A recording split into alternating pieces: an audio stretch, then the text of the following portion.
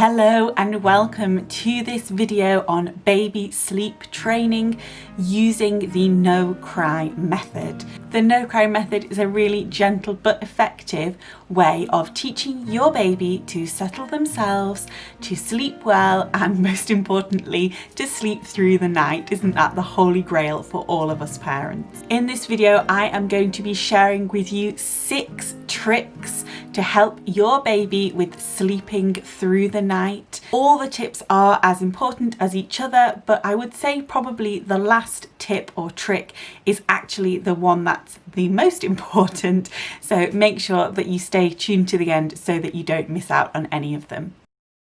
The first tip is actually a nap related one, and that is to develop a good daytime nap routine. Now, the age of your baby depends on how they're going to sleep throughout the day. I do have a video where I talk more in depth about naps and nap routines, so I will link that down below for you along with all my other sleep related videos.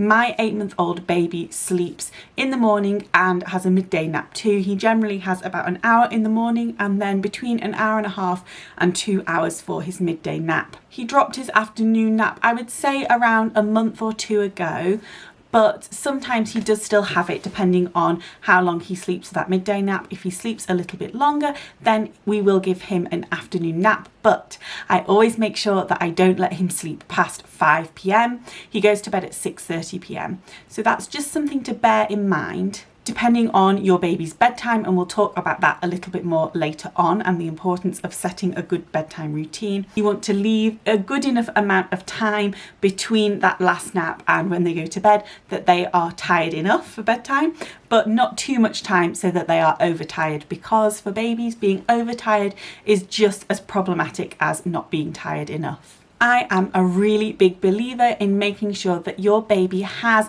at least one good solid nap a day in their own room. We tend to do the first morning nap when we're out and about. It may be in the carrier, in the car, in the pushchair. Sometimes it is at home. It just depends what we're doing. But I do try to always make sure that we are at home for that midday nap.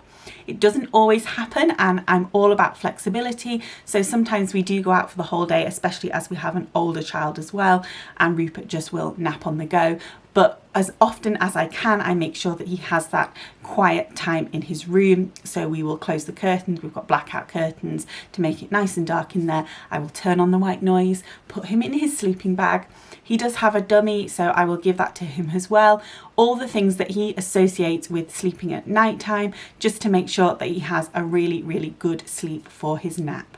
There is an old adage that sleep breeds sleep, and while it's not true for every baby, it is true for most, and it certainly has been for my children. And I found that it's very true that if your baby naps better during the day, then they will sleep better at night time too. Let's talk then about the bedtime routine. Developing a consistent and effective bedtime routine is really, really important to help your child sleep through the night. You may think that it's just important for that initial part of the night to get them to actually fall asleep, and it is, but it's actually really important to get them to sleep through the whole night as well. Your bedtime routine can be suited to you and your family, but the most important part of it is that you do the same things every night, because these serve as sleep cues to teach your baby that it's time for bed.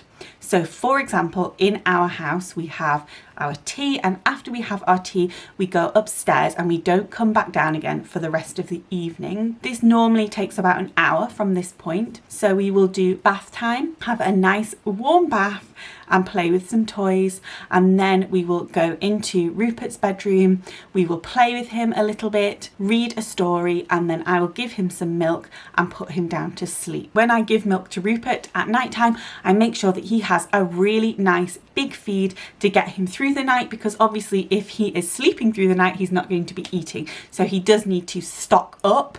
If you're giving formula, obviously you could give them a bigger bottle, or if you're breastfeeding, I tend to make sure that I feed him on both sides for quite a long time so that he's nice and full. We tend to rotate the stories that we read, but we do always read Goodnight Moon to him, and I think that that's important, not only just to create a nice memory, and my older child loves the book Goodnight Moon because we did that for him every night, but it's important again to get that routine and to remind them that now it's bedtime. You may want to use some gentle music, you may choose to do a baby massage, you may choose to put the light projector on and have some nice dark time with the twinkly lights up above. It really depends on you and whatever you set for your baby. As long as you keep it consistent, that is the main thing.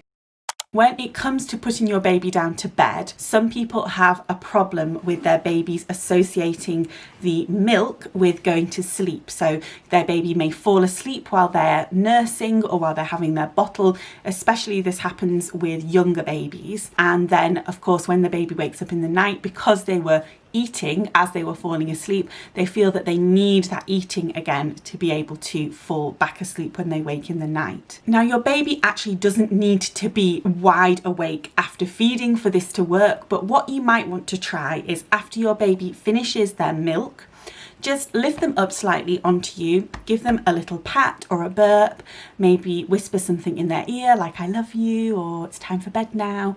As long as you use the same consistent words each time, that will just wake your baby up a little bit so that they're not dead asleep when you lay them down. This is really important because this is what we call self-settling. Some people think that self-settling means that you have to put your baby into their bed or their cot when they are wide awake and then they have to fall asleep all by themselves. While that obviously is useful, it's not the be all and end all, and that's not actually what self-settling is all about. Because if you think about when your baby wakes up in the middle of the night, they are most often not going to be wide awake. They're just going to be slightly awake and a little bit drowsy, and they just need to be able to fall back asleep from there. It happens when your baby comes out of those 45-minute sleep cycles that they are in. If you are really struggling with the bedtime routine, then do let me know in a comment down below, and I would be happy to make a video all about this. I did do a video on our bedtime routine, but Rupert was quite a lot younger then, and I wasn't specifically talking about how to solve problems to do with the bedtime routine. So do let me know if you would like me to make that video for you. The next thing that we do, and that I have found has been really useful, especially as I have kind of cracked down on it a little bit more over the past month, is making sure that the temperature is set right in the room before we go to bed. Now, this obviously depends on where you live in the country and the kind of temperature of your house. So I will just tell you what we do, and then you can adapt it for what you do with your own baby. We tend to either use a 2.5 tog sleeping bag, and sometimes I will put a blanket over that as well if it's especially cold, with a sleep suit and a vest underneath.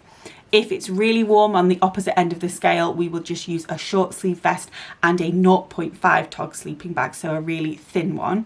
And then I tend to change what we have underneath that sleeping bag depending on the weather. We also do like to use a fan in the room if it's especially warm, and I will leave the window open too. But the key to these things is making sure you stop them at the right time. So for example, if I put the fan on in the evening when Rupert goes down to sleep, I will turn that off before I go to bed. Often the same with the window. I sometimes do this if I wake up with him in the middle of the night when he was still waking up in the night. I would close the window, but more often than not now, I do it when I go to bed. That's because you don't want, when the temperature drops around 3 or 4 a.m. in the morning, for your baby to get too cold and then suddenly wake up. So it's important to try and plan ahead for what may happen in the night. You could reverse this as well and think about, if the weather is cold when you go to bed at say 11 p.m, you may just want to put a blanket over the top of your baby's sleeping bag to make sure that they are nice and warm for the night. Rupert is now 8.5 months old and has been obviously since he started sleeping through just recently. When Rupert started eating solids at 6 months, I noticed that as his intake of solids increased, his need for milk during the night decreased. And the reason I noticed this was because when he was waking up during the night, he really wasn't drinking a lot. Even if he was waking up twice, maybe 3 times in a night, he would snack a little bit and then fall back asleep. So I knew that he was using me more as a comfort to help him fall back asleep rather than actually needing a feed. This gave me the cue that he was ready to reduce his nighttime feeds. He didn't need me to feed him during the night. Noticing that point, that change in your baby is really important, because obviously if they're sleeping through the night, they're not going to be feeding through the night. So as I said before, I do make sure that he has a nice big feed before he goes to bed. And then as he's been waking up over the past month or so, I have not been feeding him when he's woken up. So I will go into his room if he wakes up, I will shush him, I will sometimes pick him up if he needs me to. As I said, he does have a dummy, and I do think that that probably helps quite a lot. So I will give him his dummy to help him go back to sleep. But ultimately, I won't feed him unless he becomes very upset, and you can tell then, can't you, that they need something else. Drinking milk is not always about being hungry. Sometimes it's a pain relief. Sometimes they do just need that extra level of comfort. So you can judge what's right for your baby. But most of the time I do not give him any food when he wakes up at night, and sometimes I've even been sending in my husband to do the shushing to get him back to sleep, just so he breaks that association. This has meant that he has started waking up less. It didn't happen immediately, it didn't happen overnight, but over the course of a few weeks, those wake-ups did get less and less, until just recently we were having 1 or 2 wake-ups a night. Then they dropped very recently to just 1 wake-up a night, and then he started sleeping through. With my older son Finley, he dropped to 1 wake-up a night, and that stayed for about a month before we went to sleeping through. So I do really think it depends on your baby and how quickly they pick things up. If your baby is very young, it's really important to remember, of course, that you should not be reducing their night feeds. Babies wake up at night for a reason, and one of those reasons is that they need to grow and they need food to do so. They simply can't go a whole night without needing milk. Of course, some babies do sleep through the night at a really young age, but I can imagine that if that's you, you won't be watching this video. So I think that probably if you are watching this video, you have an older baby that's not sleeping through, or maybe you have a younger baby and you're kind of hopeful, wondering when they may start sleeping through the night. Most babies don't start sleeping through the night consistently until they reach about 9 months old. Some babies do start around about that 3-month mark at sleeping through, and then bam, the 4-month sleep progression hits and everything goes backwards. Now that doesn't happen with all babies, but most of the time it does. For some babies, they can quickly get back on track with things. For other babies, it takes them quite a long time. But just know that the end is in sight.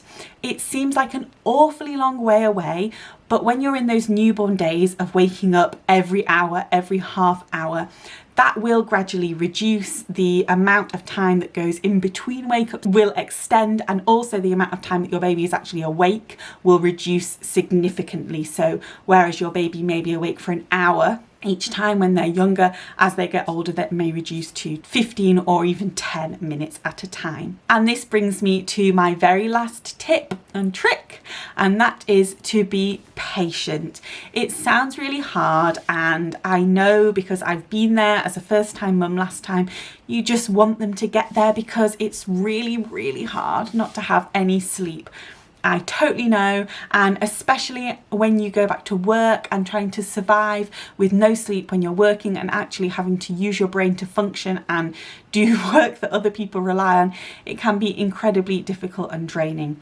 But just know it is going to happen. Your baby will get there. They will start sleeping through the night. And if they don't start sleeping through the night, you aren't alone, and there are plenty of things that you can do to help them. You can contact sleep consultants. You can go online and have a look at other people's tips and tricks. There are lots of things that you can do to kind of aid you with everything that you need to help them sleep through. I am actually going to be starting to do some sleep consultancy advice. So if you are interested in getting more advice from me tailored to your specific baby's needs, because obviously it's hard in these videos to talk about every possible scenario, then I will leave the details for that in the description down below, and do feel free to contact me for more information. There are lots of methods that talk about crying it out and leaving your baby to cry for long periods of time. While they work for some people and some people swear by them, it's personally not what I like to do, because nobody likes to hear their baby scream and cry, do they? It is ultimately though up to you as a parent to decide what's best for your baby, and you know your baby best. We don't know your baby, I don't know your baby yet, and you are allowed to make the decision as their parents as to what you do. But these are just my tips for the way that we gradually reduced those wake-ups to get to sleeping through the night using a no cry method and what I would say is very gentle sleep training. Thank you very much for watching this video, everybody, and don't forget to like it. If you did like it, that would mean so much to me. Leave a comment down below and tell me about your baby. I would love to hear, good or bad, your tales of sleep, and don't forget to subscribe to my channel for more videos on baby sleep, baby life and parenting as well, and I will speak to you all very soon. Goodbye everybody.